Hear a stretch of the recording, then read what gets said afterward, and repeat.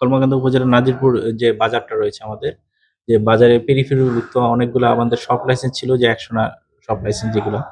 তো এর ভিতরে আমরা ওই যে অভিযোগের প্রেক্ষিতে দেখি যে আমি নিজেও সরেজমিনে যাই এবং গিয়ে দেখি যে অনেকে আসলে শর্ত ভঙ্গ করে আপনার অন্য অন্য আরেকজনকে লিজ দিয়ে দিছে বা ভাড়া দিয়েছে এবং কয়েকজনকে পাওয়া যায় যে তারা মানে স্থাপনা নির্মাণ করে ফেলছে। যেটা আমাদের হাট ও বাজারি যে ব্যবস্থাপনা আছে, সেই ব্যবস্থাপনা নীতিমালা বহির্ভূত কাজ। তো সেজন্য আমরা ওই যে যারা এই লঙ্ঘন নীতিমালা লঙ্ঘন করে এবং লঙ্ঘন করে শর্ত লঙ্ঘন করে যারা এই কাজ করছে, আমরা ইতিমধ্যে ওদের শপ লাইসেন্স বাতিল করার জন্য জেলা প্রশাসকের কার্যালয়ে প্রেরণ করেছি। এটা অলরেডি কার্যক্রম চলমান রয়েছে। ইনশাআল্লাহ এই সপ্তাহের ভিতরে ওদের সব লাইসেন্স বাতিল হয়ে যাবে। আর যারা এই যারা বিল্ডিং নির্মাণ করেছে তাদের উচ্ছেদ নোটিশ সৃজন করে আমরা ওদেরকে সময় দেওয়া হয়েছে যে মিনিমাম আমাদের আইনগত যেটা থাকে যে মিনিমাম একটা টাইম দিতে হয়।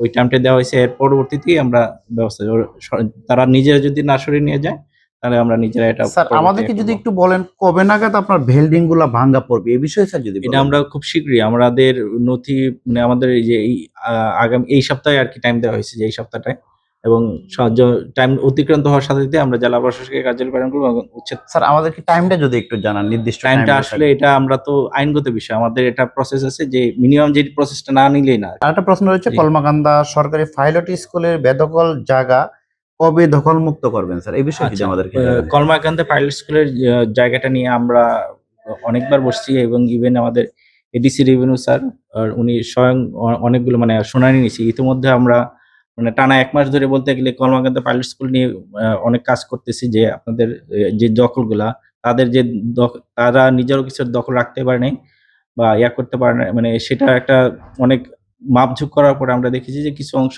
যেমন সামনে কিছু দোকান ওরা করছে। তো ওদেরকে আমরা ডেকে বলে দিছি যে তারা নিজেরাই পরে বলছে যে ঠিক আছে আমরা যতটুকু আমাদের পাইলট স্কুলের জায়গা আছে তারা নিজেরাই সরে নিবে। আমরা এই সপ্তাহের ভিতরে সময় দিয়েছি। তারা যদি না সরে আগামী সপ্তাহে আমরা উচ্ছেদ শুরু করে দেব। ধন্যবাদ। স্যার আরেকটা প্রশ্ন হচ্ছে কলমাকান্দা বাজারের আশেপাশে নদী ভরাট করে অবৈধভাবে রাইস মিল নির্মাণ করা হয়েছে। তা কবে উচ্ছেদ করবেন স্যার এই বিষয়ে আচ্ছা, যদি আমাদের রাইস মিলের যে বিষয়টা এটা আমি ওদেরকে নোটিশ পাঠাইছি এবং ওদেরকে কাগজপত্র নিয়ে আসার জন্য বলা হয়েছে। তারা কিছু কাগজপত্র জমা দিয়েছে এবং আমি আগামীকাল আমাদের রেভিনিউ মিটিং। এই পরশুদিন এটা নিয়ে আবার আমরা বসবো। আবার তাদের কাগজপত্র যদি কোনো ঘাটতি থাকে এবং আমরা সরেজমিনে পরিমাপ করব। যদি পরিমাপে কোনো ঘাটতি পাওয়া যায় আমরা অবশ্যই সাথে এটার অ্যাকশন নেব। স্যার এটা তো নদীপথে যে রয়েছে এটা হয়তো ১ নাম্বার কাশখৈতানে রয়েছে, সরকারি জায়গা দখল করে রয়েছে। এই বিষয়ে স্যার আপনার আচ্ছা ১ নাম্বার খাসখতিয়ান হলো আমি ওরা একটা দেখেছে যে তারা তাদের বক্তব্য অনুযায়ী তারা আ যে এই জমিটা বন্দোবস্ত হয়েছিল এবং বন্দোবস্ত যে পেয়েছে তার নামে রেকর্ড হয়েছে। রেকর্ড করার পরে আপনার ওরা কিনছে। এরকম একটা বলছে। আমি বলছি, "ঠিক আছে আপনারা যেটাই বলছেন সেটা আমাদেরকে উপস্থাপন করেন। আমরা দেখে এবং যে যেটাতে ওরা অবস্থান করতেছে সেটা এবং তাদের কাগজপত্রের সেম দাগ কিনা দেখে পরিমাপ করে আমরা করব।" যেহেতু আমাদের এখন একটু মৌসুম, পানি এখনো। এখানে পরিমাপ করাটা একটু কষ্টকর হয়ে যাচ্ছে। তারপরও আমরা যথাসম্ভব চেষ্টা করব যাতে আমাদের সীমানাটা পরিমাপ করা যায়। কারণ কতটুকু বেদখল আছে সেটা চিহ্নিত করে তারপর আমরা উচ্ছেদ করব। কলমাকান্দা উপজেলা বিভিন্ন সরকারি জায়গাতে অবৈধভাবে স্থাপনা রয়েছে এবং এগুলা উচ্ছেদ বিষয়ে আপনাদের কি ধারণা রয়েছে? আচ্ছা বিভিন্ন যেসব জায়গায় আমরা যখনই পাচ্ছি যে আমরা অবৈধ স্থাপনার মতো রয়েছে, মানে এটা হলো চলমান প্রক্রিয়া। আমরা যখন যেটা সামনে পাচ্ছি সেটা নিয়ে তখন আগাচ্ছি আরকি। এখন ওই যে স্টেপ বাই স্টেপ আগাচ্ছি। যেমন কলমাকান্দার পাইলট স্কুলের বিষয়টা এটা নিয়ে আমি এখানে যোগদান করেছি প্রায় ২.৫ মাস হলো। ২.৫ মাসের ভিতরে আমরা অনেকগুলা বিশেষ করে এই যে নাজিরপুর বাজারে যেদিন আমি ভিজিট করেছি, তাৎক্ষণিকভাবে আমার যতটুকু ওই যেমন আমাদের যে তোহা বাজার যেগুলা ওগুলা অনেকে দখল করে দোকানপাট করে দিছিল। আমরা সাথে, সাথে উচ্ছেদ করে দিয়েছি তখনই।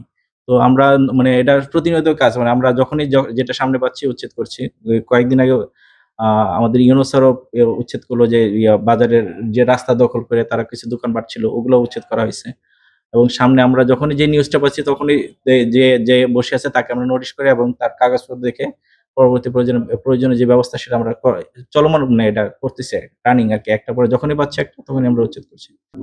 কলমাকান্দা উপজেলায় কিন্তু বিভিন্ন বালু উত্তোলন এবং বিভিন্ন আমরা দেখতে পাচ্ছি বিভিন্নভাবে বালু উত্তোলন করে নিয়েছে। সেই বিষয়ে আপনারা কি তৎপর রয়েছেন যদি আমাদেরকে জানান? বালু উত্তোলন নিয়ে আসলে আমরা বলতে গেলে আমরা ত্রিমুখী বলতে গেলে আমি, ইউনূস স্যার এবং আমাদের যে ওসি মহোদয় আছে উনি সহ আমি নিজেই ইতিমধ্যে আমার এই মানে প্রায় ১০ অনেক মানে মিনিমাম ১০-১২ টার উপরে আমি শুধুমাত্র বালুর উপরেই মোবাইল করেছি।